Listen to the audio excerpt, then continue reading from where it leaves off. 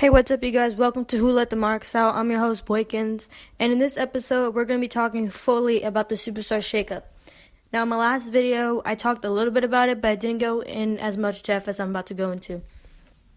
So, WWE said that it's been rumored that they're going to bring superstars from the main roster down to NXT. And in my last video, I said that they should make some NXT shows live now on Wednesdays if we're going to bring, a lot of people that, are viewed, a lot of people that fans want to see. They want to see live shows. They don't want to wait until after TakeOver, a couple weeks after TakeOver, so you can film all those shows and then put it out.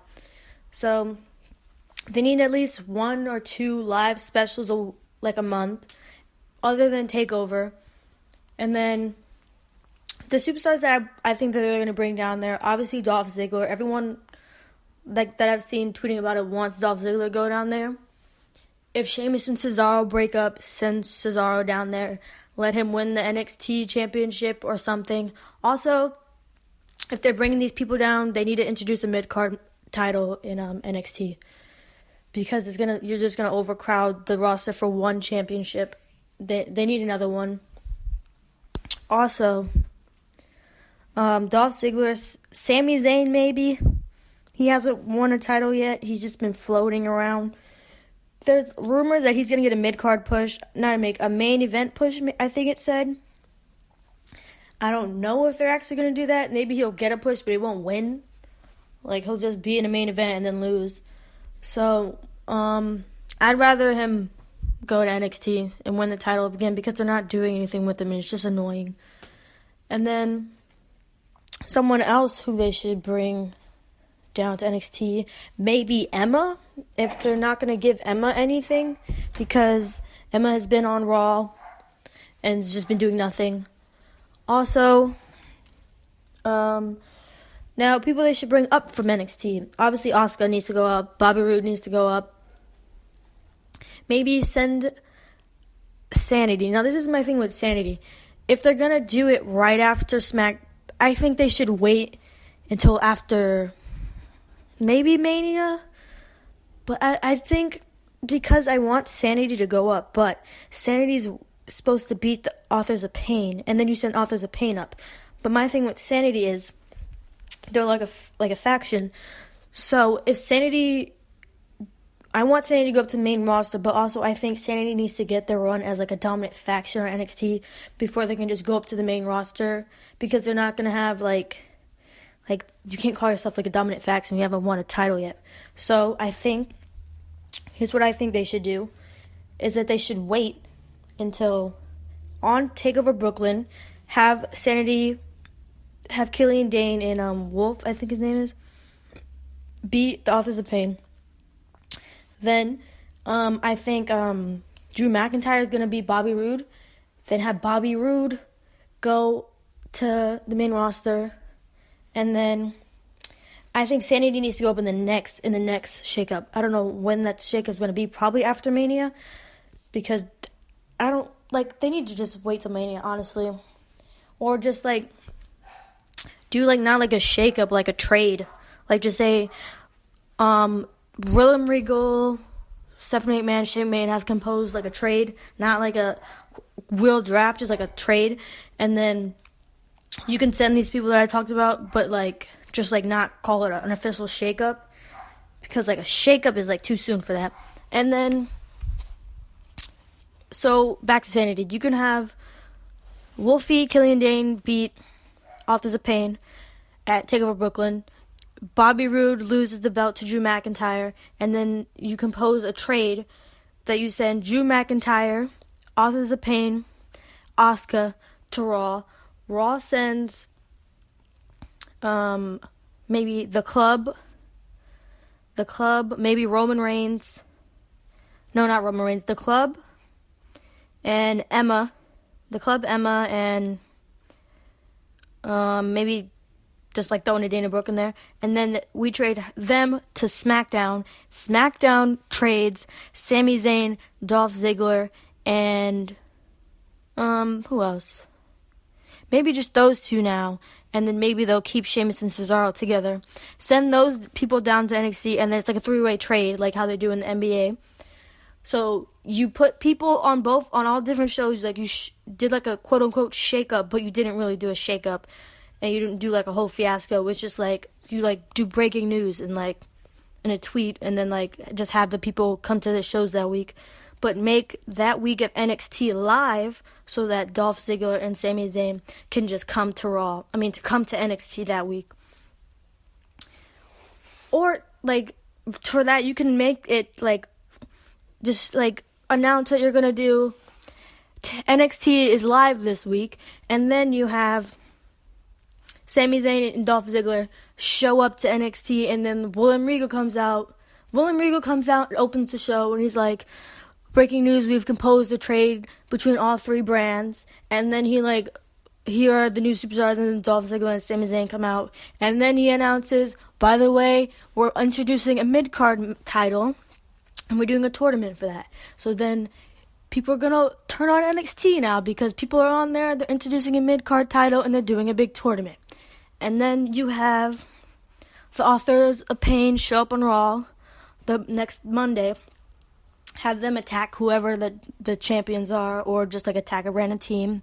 Have Bobby Roode come out to whoever's the NXT champion. Not the NXT champion, sorry, the Intercontinental champion, which it looks like they're going to give it to Jordan, which I don't want, because you have the Miz entourage, and you just made them, and then you're just going to take a title away from them. The only title they have, which I don't think they should do. So you do that, and then you have Asuka beat up Bayley and take the title from Bayley because I don't like Bayley. I think she's atrocious on the mic, and I don't like her having the title. So give it to Asuka. And then on SmackDown, who did I say was going to SmackDown? The Club. The Club shows up with AJ, and then you do something with the Club and have AJ hold his U.S. championship, have the Club hold the SmackDown championship, and you bring them back together, full circle. And then Emma shows up and attacks Natalya, I think it's going to be, because people are saying Carmella is going to fail the cash-in. So then you have Emma challenge Natalya, do something with Emma, because Emma was trending the night that they did that stupid thing with her and Jason Jordan, and like she got squashed, like literally squashed by Nia. Which, by the way, that was a great move. I did not know Nia could do some stuff like that. So that was great. Have Emma come to SmackDown. Give Emma a chance, thing trends again. Emma just trending, and then it's nice for Emma because Emma is actually doing something instead of just doing all these photo shoots. And then you have a big blockbuster week for WWE. You bring some people in. People are watching NXT now and all that good stuff. And then also for 205 Live, I do not like Enzo, but a lot of people like Enzo. What he did with Big Show, what he's doing with Big Show, it's like he's looking like a manager, like he's coming out to the ring, he's doing all this stuff, and then he just introduces Big Show. I think he should be a manager. I do not think he should be in-ring talent. But 205 Live is not doing anything. They come out in Raw. They get absolutely no reaction on Raw. It's like, honestly, it's sad because they're really good. It's just no one watches them.